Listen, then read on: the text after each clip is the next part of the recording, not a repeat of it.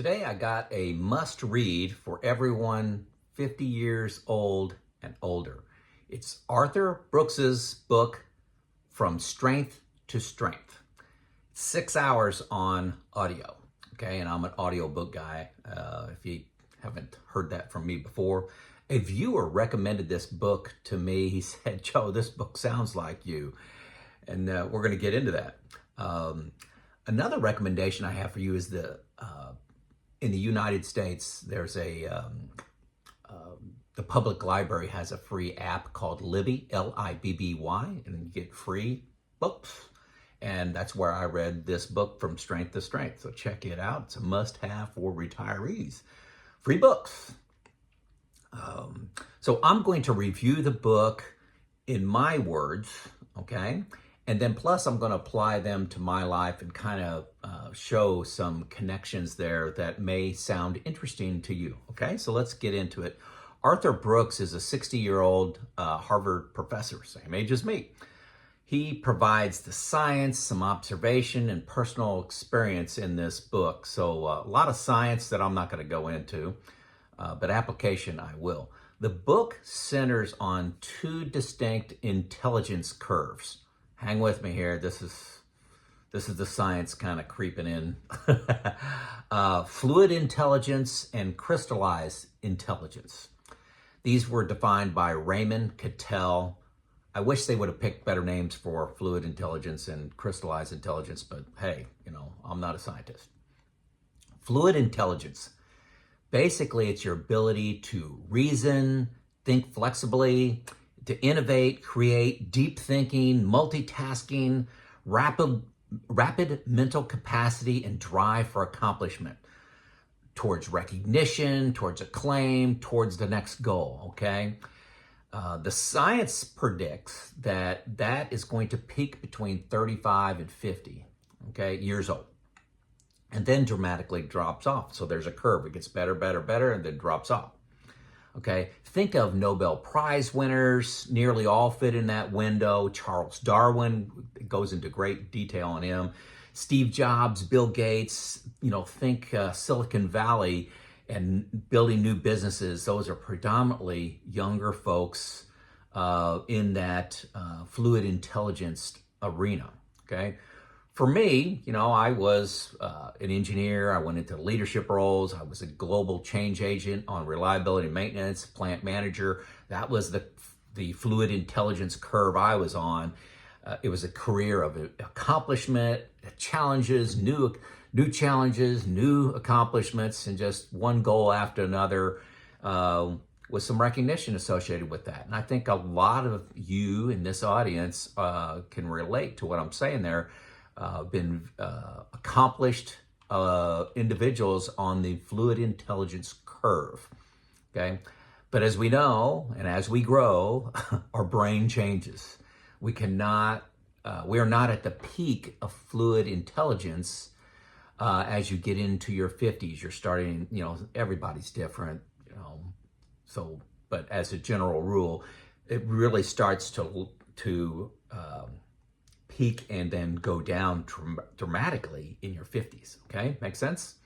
So the author speaks of moving from curve to curve. The next curve is crystallized intelligence, and you must jump.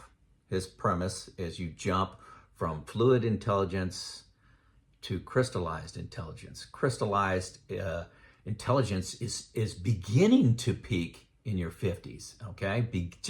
Not beginning to peak, beginning its rapid rise, and can go well into your 70s. Crystallized intelligence, in a word, is wisdom, your experience, connecting the dots of new information with old information, seeing patterns, okay? So crystallized intelligence is wisdom. Fluid intelligence is ability to rapidly reason, think flexibly, innovate, create, multitasking, okay? So under crystallized intelligence, that can peak in your late 70s without a disease impacting that. It's your desire to help others with your experience, replaces the need to accomplish another goal. Accomplishment accomplishments you begin to recognize don't last. The sense of satisfaction and joy doesn't last by climbing that next hill in your accomplishments. So you want to spend more time on relationships, family, helping others. Some examples are you enjoy mentoring, you work in a nonprofit, you enjoy coaching others, you become a consultant, you may produce a YouTube channel. Many people begin to feel deflated and worthless as they try to continue to ride the fluid intelligence curve. Have you ever met that individual that had a great career, and then about 50 it really started to top out, and then they used to have social status, they used to have respect in the organization, and then they just drop off as they try to hang on to that fluid intelligence curve and don't make the jump to crystallized intelligence. You may end up getting depressed and you're living in past glory. This is the Charles Darwin story. Everybody knows who Charles Darwin was, but he died a depressed and defeated individual because he couldn't keep the accomplishments exceeding the previous accomplishments. So we could probably all list people that fall in that category.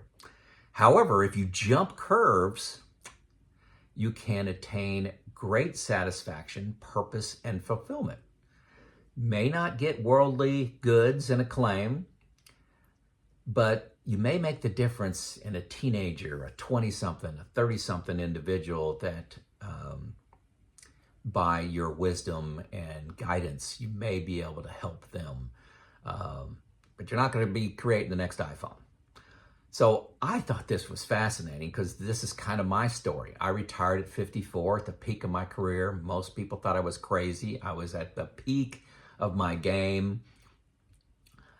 But accomplishments got routine. You know, there are businesses that I was in, you know, and probably yours, it goes through cycles, and we try to implement a new change effort that we did 15 years ago. And we know the results of that. We know the results of what's going to happen this time, but yet we redo it.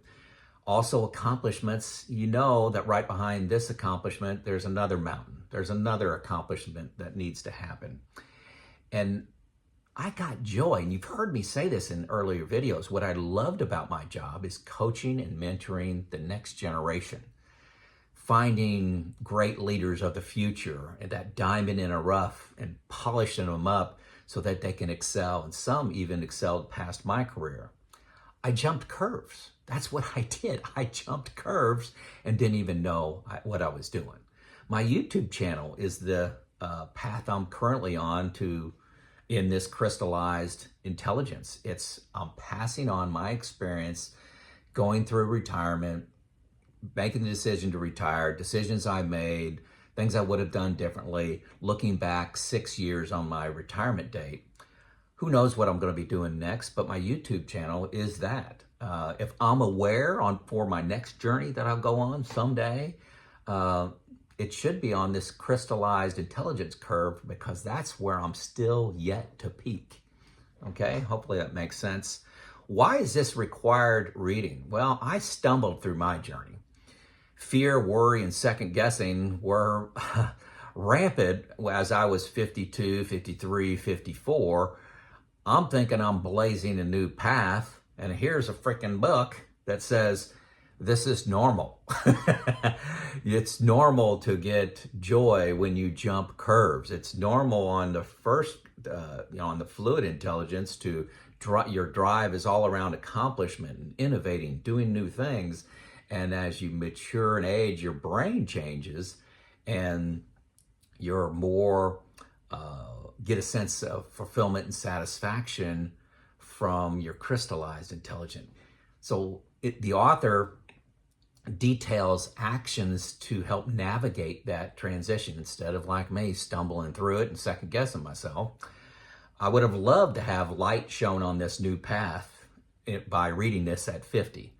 I may have jumped sooner. I may have jumped at 52 or 53 instead of 54. but definitely with less fear and worry that I was doing the wrong thing. Like I said, I thought I was blazing a new path. And then, to have it laid out that there's actually science behind what I was going through. If you are feeling less fulfilled by accomplishments, stuck, or, even though you're at just the top of your game, maybe you need to read this book and think about jumping curves. Eventually, everybody's going to jump. The question is, when are you going to jump? Are you going to jump at the peak of your game, or are you going to jump after 4 or 5 years of misery and dissatisfaction and depression even, by hanging on to your past accomplishments, your past glory, and you can't quite seem to get the accomplishment that was as good as you had when you were 30, 35, or even 40. Jump curves.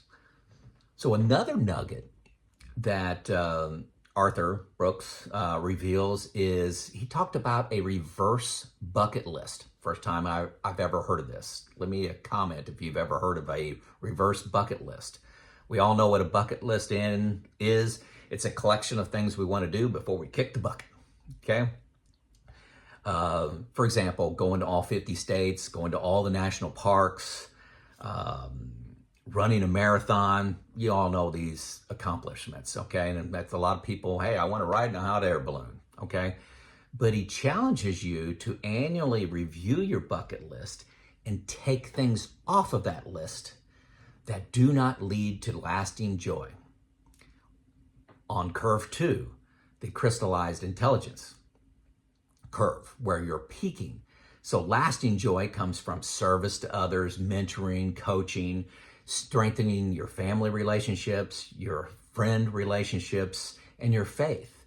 Anything that's on your bucket list that is not driving those, take it off. Take it off. Okay? Interesting. It's hard to do because I got things on my bucket list, like I want to go to Ireland and Scotland and England on a very detailed trip of history. That's just on my bucket list. I like to go to Greece and see the ruins there, look at the history, the culture there. I love Stoic philosophy and like to see where that was playing out and originated. But his challenge is, don't have so many accomplishments on that bucket list. Have things that are more fulfilling, more lasting, worthy of being in your eulogy at your death. Many people, including myself, I fight this even today, are addicted to accomplishment.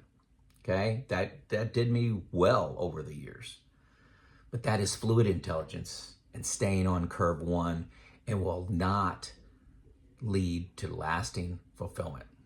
Jump to curve 2 and have a fulfilled, successful, exciting, dramatic second half to your life. There you go. Let me know what you think in the comments. Joe out.